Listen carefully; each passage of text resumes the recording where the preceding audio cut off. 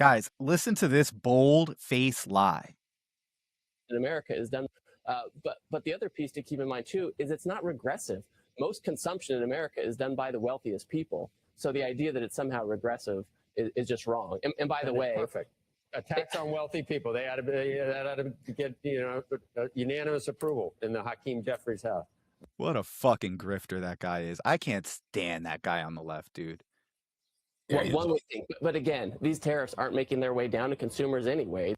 But he basically called you guys too poor to go to Kroger's, is what he did. You guys are too poor to go to Walmart. You're not even buying that much shit anyways. You don't fucking matter. Yeah, are they admitting, though, finally, that the American people are paying the tariffs, not other countries?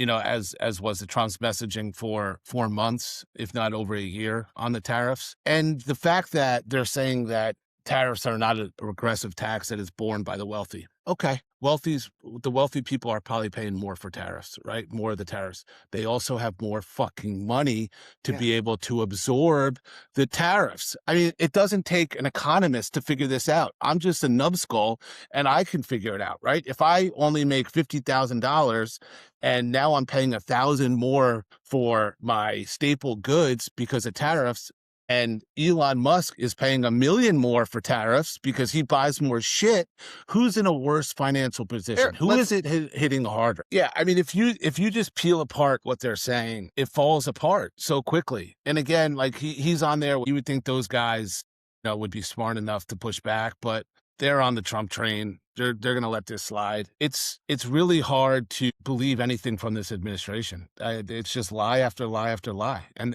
they're just trying to cover for themselves constantly. Yeah. So I mean, maybe if it was the guy's partner, he would have held some feet to the fire. But that guy in particular on CNBC on Squawk Box, he's sycophantic on many different levels, especially when it comes to right-wing policies of economics like trickle-down economics, Reaganomics, tax cuts for the wealthy.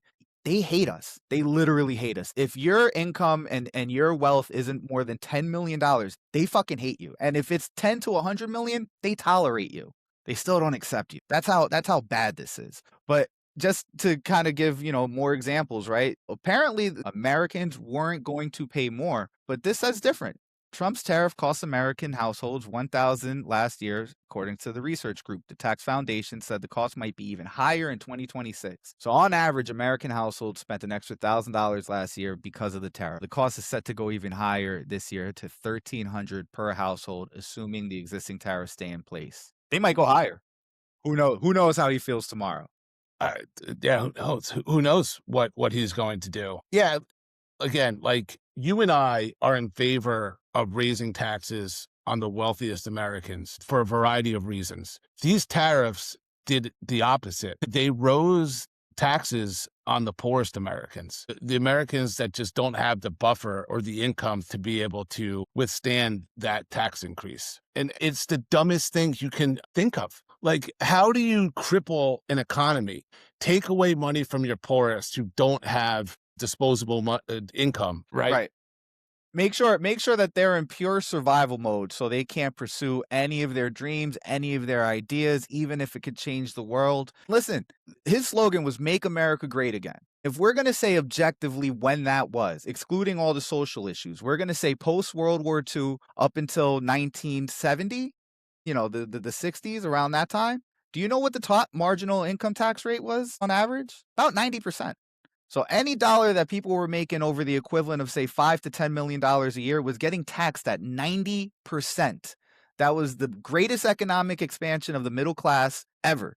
We were the envy of the world. People used to say that our streets were paved with gold. Those of you that are younger, those Gen Zs that are watching, that was an actual expression for immigrant families coming to America. The streets are paved with gold, right? Because that's how strong the middle class was. And then Reagan came in.